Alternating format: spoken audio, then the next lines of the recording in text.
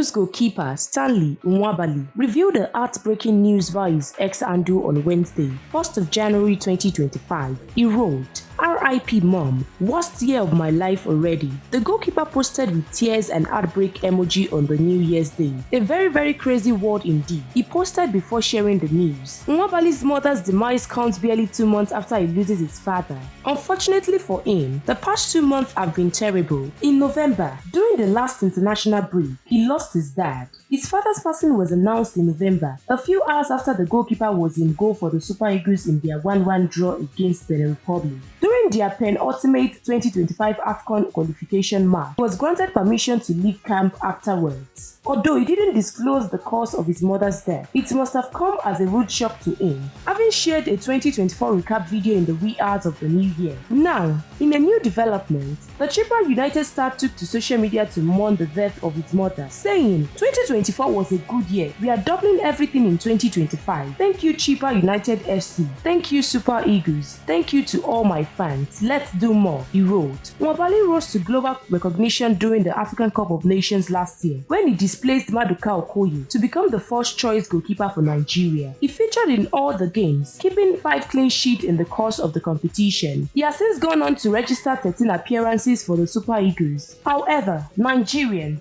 including colleagues, have taken to social media to console and send condolence messages, hoping he will get back on track soon.